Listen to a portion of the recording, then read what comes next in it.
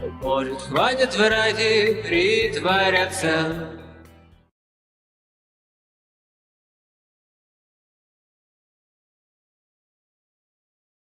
Надежда, приветствую тебя. Благодарю за то, что уделила немножко времени выслушать мои вопросы. Смотри, значит, первый вопрос хотелось бы задать, да, ну такой, наверное, очевидный, но весьма актуальный на сегодняшний день. Это вопрос по выборам. Я знаю, что этот вопрос ты озвучила у себя на канале буквально на днях в видео.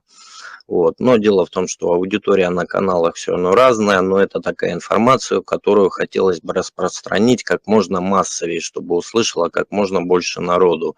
Поэтому хотелось бы, чтобы ты кратенько по выборам высказала свое мнение. Ну, во-первых, всем доброго дня, всех приветствую. Вот, очень рада записать с тобой интервью, да, вот, и ответить на вопросы. Ну, по выборам, в принципе, мне уже присылали там даже ролики, подобная информация уже всплывала, что меня несказанно радует, да. Что вообще из себя представляет этот процесс на тонком плане? На самом деле, то есть там все открытым текстом, в принципе, и говорится. Мы, наша свобода воли. Вот, наверное, для тех, кто не знаком вообще с тем, что я говорю, да, и то, что я рассказываю людям, но у каждого из нас есть свобода воли. Сейчас очень много про это говорится, сейчас очень много этого всплывает, правды про это, и на самом деле действительно каждый человек обладает свободой воли. Мало того, как бы это парадоксально для многих, может быть, не прозвучало, но свобода воли каждого человека является нерушимой. То есть свобода воли даже не человека, а души. То есть свобода воли души, она нерушима. А если кто-то подумает о том, что свободу воли человека, души можно нарушить, здесь, ребята, дело не в том, что ее можно нарушить, а в том, что вы не умеете ей пользоваться. Вас никто не научил, вам никто не сказал. И мало того, как раз-таки существует очень-очень много способов у вас эту свободу воли перехватить. И здесь системой в том числе было создано очень много вот таких вот лазеек, да, вот таких вот способов для того, чтобы вашу свободу воли как-то под себя подгонять. И как раз-таки вот эта вот схема выборов – это один из вот таких вот способов. То есть каким образом? Вы приходите, и вам говорят, вы изъявляете свою волю, да? Вы приходите, изъявляете свою свободную волю. О чем вы изъявляете волю? Вы говорите, что я ничего не буду решать, я ничего здесь не принимаю, никаких решений, я не принимаю решения ни за свой город, ни за свое государство, ни за свой край, ни за кого. Я ни за что не отвечаю, не то, что не несу ответственности, а я не принимаю никаких решений. Это ваша свободная воля. То есть, что вы говорите? Вместо меня решение за меня будет принимать какой-то дядя. То есть вы передаете свой голос, голос своей свободной воли какому-то дяде. И этот дядя, он уже официально, то есть от вашего лица может говорить. И он может соглашаться на все, что угодно, при этом на тонком плане это будет ваше согласие, потому что вы передали право говорить за себя кому-то там. Понимаете? Не вы уже решаете за себя, а решает за вас кто-то там, какой-то дядя, какая-то тетя, какой-то там мэр, губернатор, еще кто-то. И это все на тонком плане учитывается. Как бы не смешно это звучало, но это учитывается. То, что вы передаете свой голос, то есть свою свободную волю кому-то там в распоряжении и пользовании. И говорите, за место меня будет говорить вот этот человек. Я ничего говорить не буду. Я не буду решать, в какой реальности я буду жить, какое у меня будет государство, какой у меня будет город, какой у меня будет край и все прочее. То есть это касается вообще всего. И даже если вот кто-то, кстати, на моем канале было множество вопросов, многие говорили, я не хожу на это мероприятие, вообще игнорирую его и все прочее. Но тут тоже есть такая лазейка очень интересная в том, что то, что вы вообще, вы можете игнорировать это событие, но понимая то, что кто-то там все равно подтасует, что-то сделает, там еще что-то, да, вбросит, там это, вы даете на это разрешение и говорите, ну да, я вот не пойду туда, я отрицаю это, но все равно кто-то там будет решать. Вот эта вот система прокрутится, этот механизм, да, и этот дядя получит право решать за меня. И вы опять даете свое разрешение, получается, и передаете право говорить дяде за вас, но уже с таким сопротивлением. Я не хочу этого, но дядя все равно мой голос получит мою волю. Вот таким образом. И это тоже такой мини-контракт. Поэтому вот этот момент тоже учитывайте. И я, в своем ролике, по крайней мере, я рассказывала о том, что если вы собираетесь бойкотировать это мероприятие, то вы его должны бойкотировать на всех уровнях, не только на уровень «я туда не пойду», но и на уровень вообще просто, что на тонком плане говорит, что моя воля остается при мне, только я решаю, кто будет, чего будет, зачем будет в моем государстве, что вот этот дядя, он не имеет права голоса за меня. То есть даже если вся эта система, весь этот механизм сработает, он все равно не имеет никакого права голоса за меня, потому что я свободная душа. Я думаю, может быть, у нас, конечно, аудитория разная, да, и для многих людей это будет что-то мозговыносящее, но на самом деле для тех, кто вообще не понимает, о чем я говорю, посмотрите, мне вот прислали, есть очень много, оказывается, в сети роликов, где юристы говорят то же самое, только они уже говорят не с точки зрения, вот как я вам говорю, тонкого плана, эзотерики какой-то, да, чего-то такого мистического, а с точки зрения обычного закона, да, который прописан в книжках в умных, если кому-то интересно. То есть, и это все они прописывают. Они говорят открытым текстом об этом, что вы передаете голос, да, кому-то там.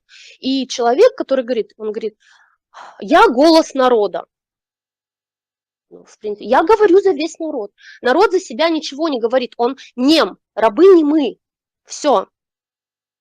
Рабы ничего не говорят, народ молчит, он ничего не говорит, он ничего не изъявляет, никакой воли у него нет, он априори передал право говорить за себя какому-то дяде, а дядя за всех говорит. А дядя говорит, что народ хочет ширяться, народ хочет еще что-то делать, там, народ, значит, хочет болеть, народ хочет жить в нищете, еще в чем-то. Вот, вы передали волю и решение, как вы хотите жить, кому-то там. И этот кто-то там решает, как вы хотите жить. То есть это и передача воли своей, да, своего волеизъявления первое на тонком плане. То есть это все работает прекрасно на тонком плане, это вообще все отлично работает. Вы передали свое волеизъявление, вы передали право решать за вас, как вы будете жить, чего вы будете жить и прочее. И вы, получается, еще и соглашаетесь на то, что вы будете жить по правилам того, кто, то, что он вам захочет, то с вами и будет происходить. То есть вот так вот. И в целом, без разницы, кто там будет сидеть, без разницы вообще абсолютно. Это система. Система, у нее свои хозяева. Эти хозяева не те, за кого вы ставите галочки на листочках. И пока система – это механизм с винтиками. И ей без разницы, какие шурупы в нее вставлять. Они все равно будут крутиться по общей схеме. Вот. Как-то вот так. Я не знаю, понятно, нет, объяснила. И благодарю за такой развернутый ответ.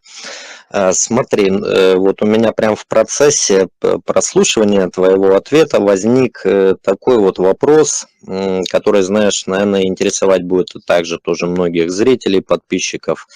Сейчас вот в информационном именно пространстве, в информационном поле просто огромные объемы информации, всякой разнообразной, от, скажем так, очевидной и откровенной лжи до тонко завуалированной правды. Вот. Как бы вот, скажем так, что бы ты могла посоветовать, к чему лучше прислушиваться при, скажем так, восприятии этой информации, к разуму или к сердцу?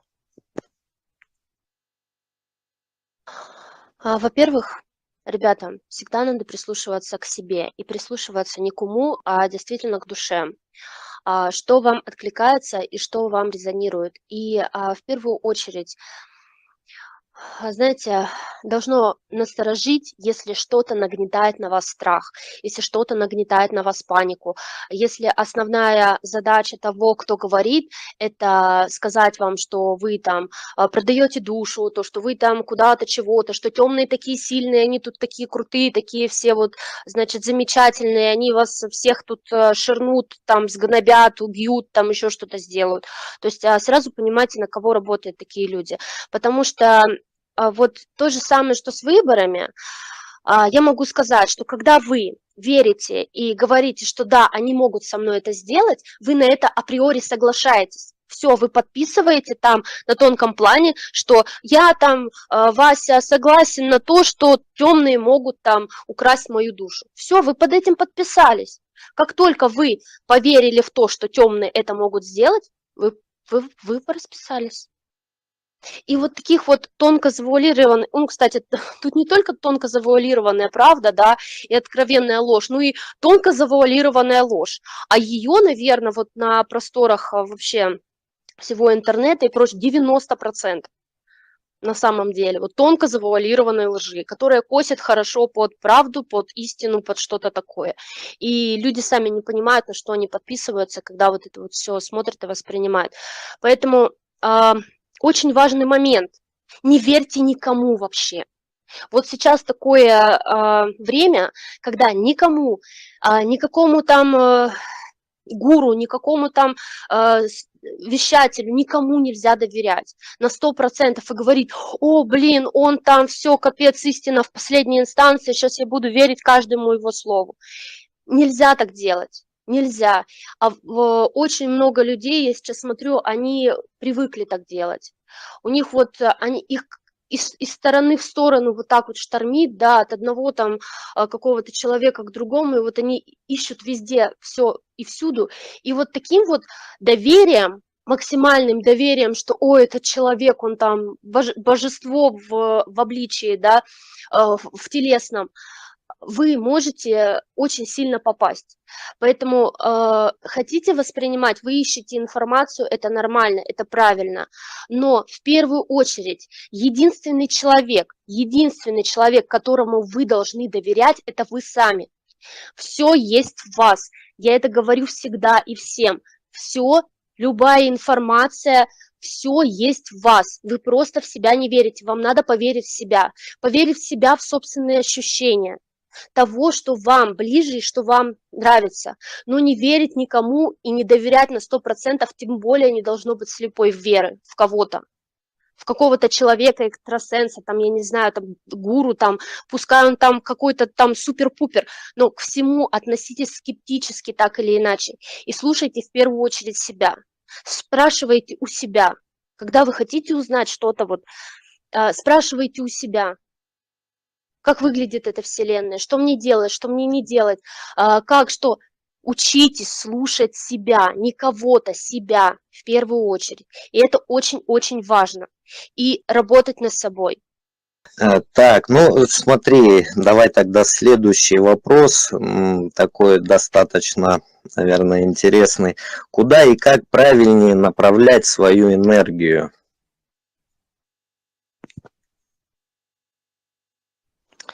Ну вот здесь вопрос, на который нельзя вот ответить в двух словах, да. Во-первых, энергия там, где внимание. Куда вы направляете свое внимание, туда вы направляете энергию. Сейчас это как никогда актуально. Я не знаю, здесь сейчас поднять этот вопрос, не поднять, потому что это касается в первую очередь реализации вообще намерения и реальности, и скорости, да, с которой наша реальность сейчас начинает двигаться. Наверное, ну так, постараюсь кратко, да, чтобы было понятно. Потом, может, на своем канале более это как-то развернуто все расскажу. Но смотрите, сейчас как никогда актуально научиться в первую очередь следить за своими мыслями, следить за тем, что вы думаете, как вы думаете, какие программы внутренние вы прорабатываете, что в вас сидит. Потому что мысль материальна. Вы слышали очень много раз эту фразу, но вы даже не представляете, насколько эта фраза отражает вообще реальность. Потому что мысль настолько материальна, насколько она вообще может быть материальна. И если раньше вот многие слышали вот на слуху переход, квантовый скачок, бла-бла-бла, вот это бесконечное 3D, 5D, 4D и все прочее, но никто толком не говорит, что это будет. Все говорят, ну вот сейчас было плохо, а там будет хорошо, там будет манна небесная, золото будет сыпаться с алмазами с облаков. Но на самом деле все вообще абсолютно по-другому. Потому что на самом деле вот переход, да, от 3D в 4D, я говорю так, вот, переход от 3D в 4D, потому что мы не можем перескочить и телепортнуться. Вот.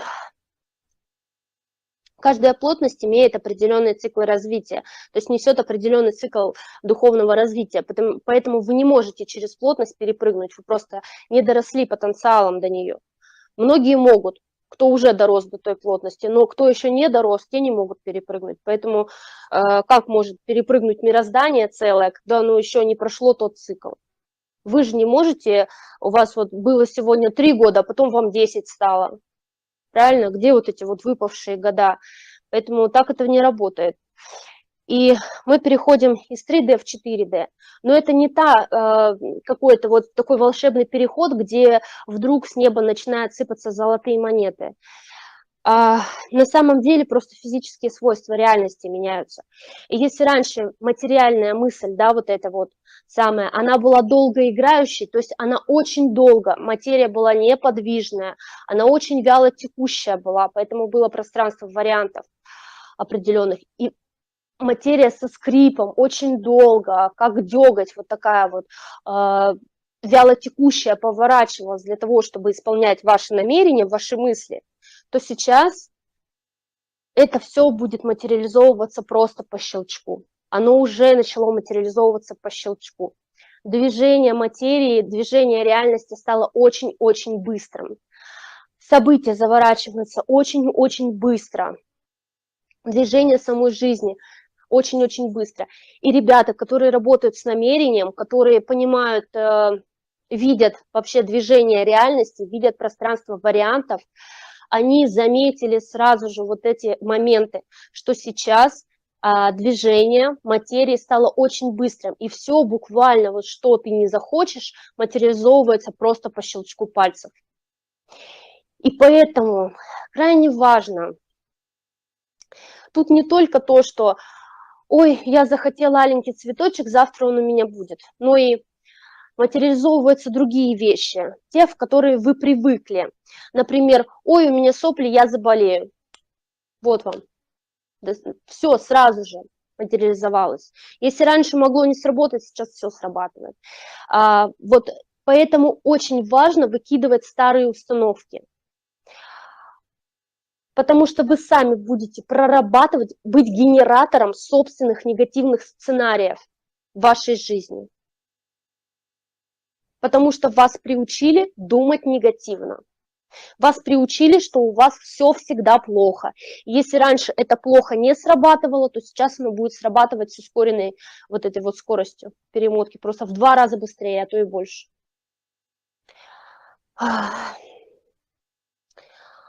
То есть, если объяснять на стаканах, да, с водой, то вот знаете, есть пессимист, а есть оптимист.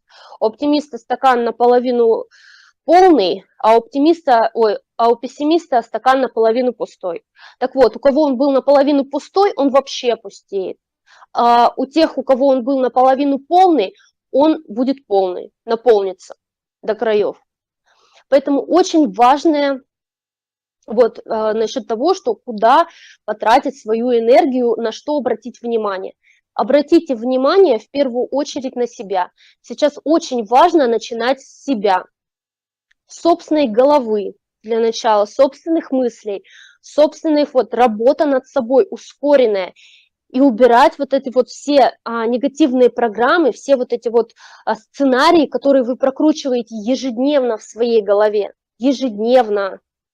Программы болезни, программы там того, что со мной что-то плохое случится, то, что у меня все будет плохо, и вот эти вот моменты все, надо убирать, потому что это даже не я сказала, это очень много информации по этой теме, потому что когда человек говорит, у меня все плохо, у меня все плохо, у меня все плохо, Вселенная говорит, да не без проблем, на, все будет так, как ты захочешь. Хочешь, чтобы у тебя было плохо, у тебя будет плохо. И это не просто, это не то, что многие сейчас пытаются заниматься как сказать, сидя в луже, да, они пытаются говорить, у меня все хорошо, у меня все хорошо, у меня все хорошо. Это вот какой-то самовнушением, да, каким-то заниматься. Это вообще абсолютно другое. Это образ мысли надо менять, образ восприятия вообще мира, мировоззрения. У вас ваше мировоззрение должно начинать переворачиваться, потому что со старым мировоззрением, системным мировоззрением, вы просто здесь долго не протянете, простите. Вот под новые вот эти реалии люди, которые со старыми системными вот этими вот установками, они очень быстро будут начинать калечить сами себя. Как бы это вот ни звучало. К сожалению.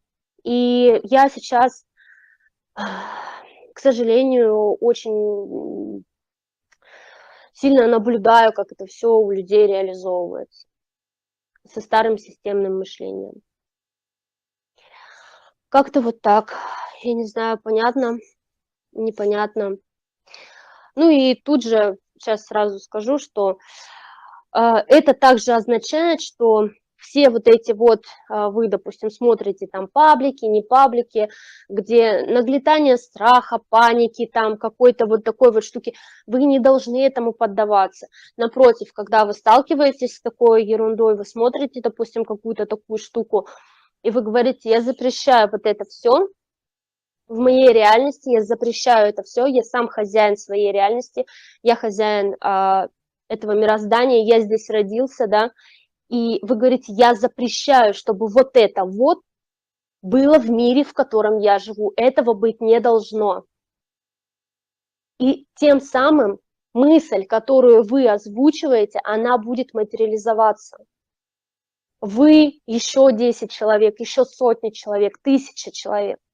Я говорила, я не знаю, ну, кто слышал, кто не слышал, конечно, но что голос одного осознанного человека, одного осознанного, который осознает на самом деле свою свободу воли, осознает то, что его мысль является материальной, и он с намерением, с четким намерением эту мысль посылает в пространство, этот голос звучит гораздо громче, чем голос, 1000, 2000 спящих людей.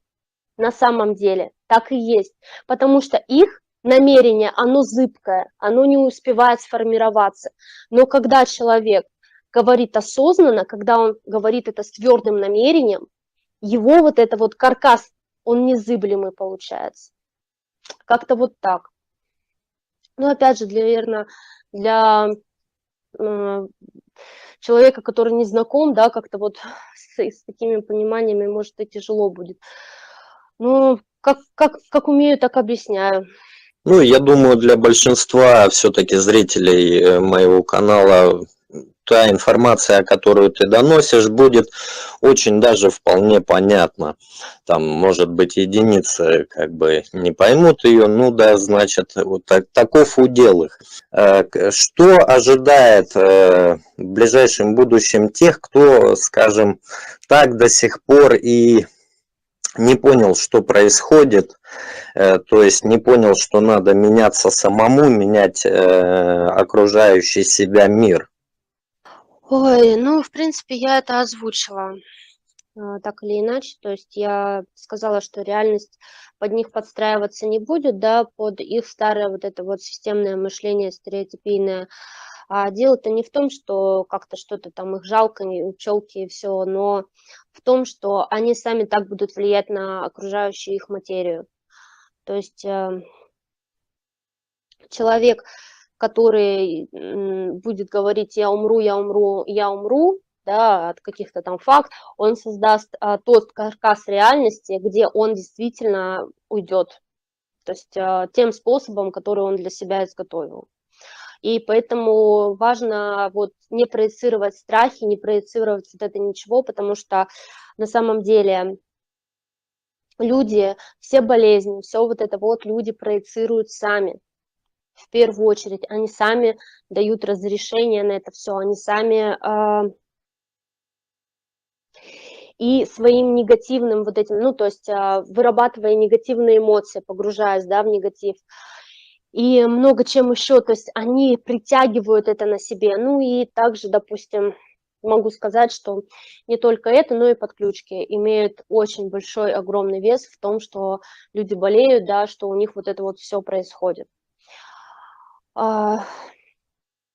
Поэтому без энергии, без этого всего. И плюсом еще я говорила, что в сентябре, ну, то есть в этом месяце, должно быть повышение частот очередное. Я не могу сказать точную дату, потому что точная дата мне не приходила. Вот. Я говорила, что, скорее всего, это будет 20-го. Но, опять же, дать стопроцентной гарантии, что вот 20 числа это будет, я не могу, потому что, ну, информация мне такая не приходила. В прошлом году мне это пришло буквально за день до, вот так вот.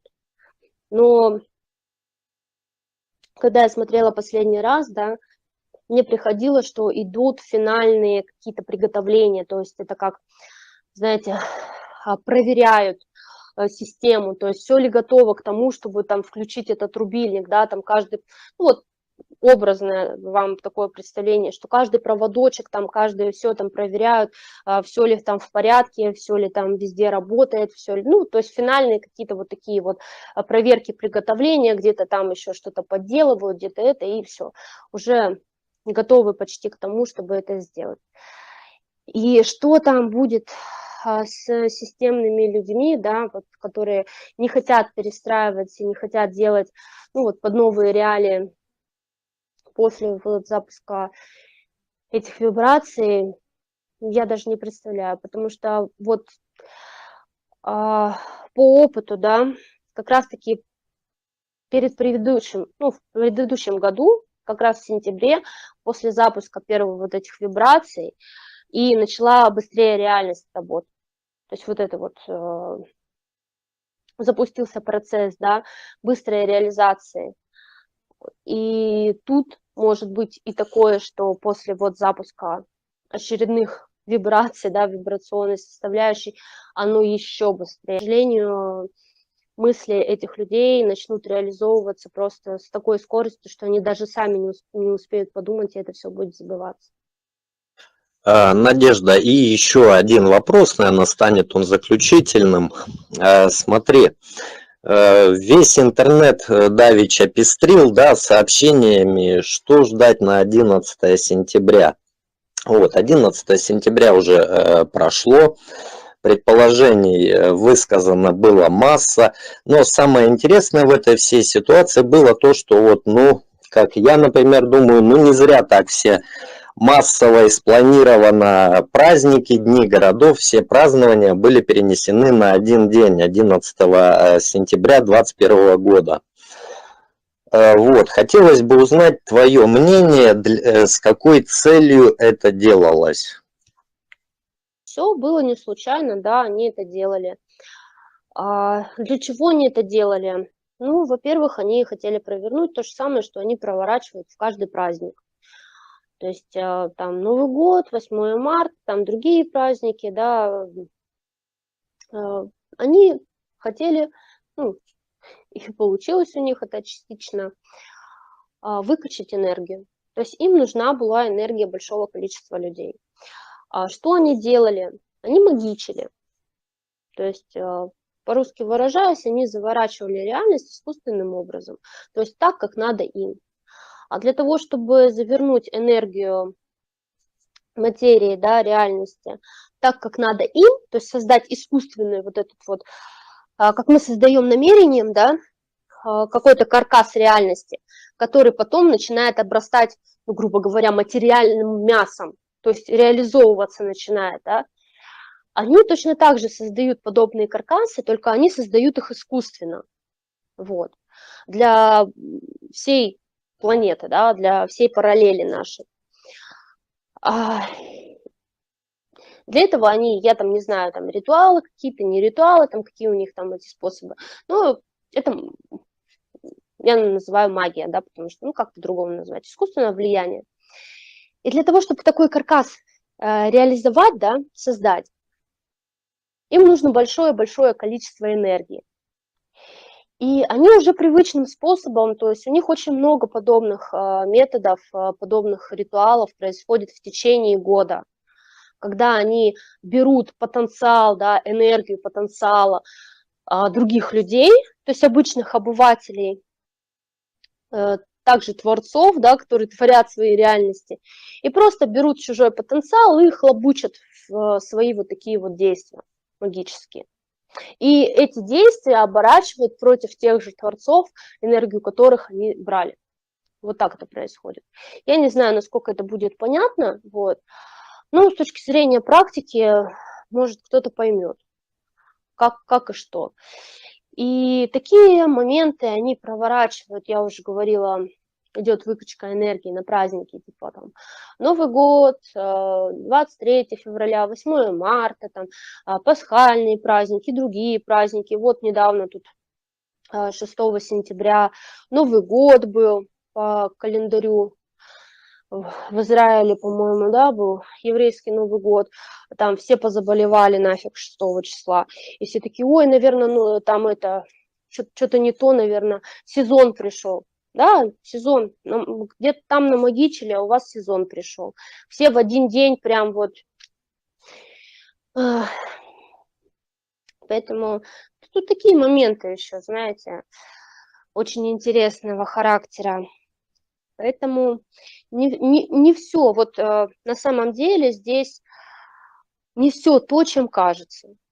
Очень многие люди, они ищут какие-то физические объяснения тому, что происходит.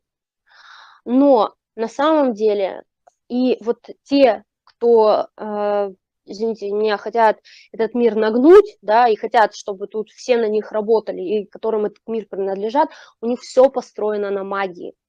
Все построено на магии. Вообще вся вот эта система, все вот это вот построено на гребаной магии,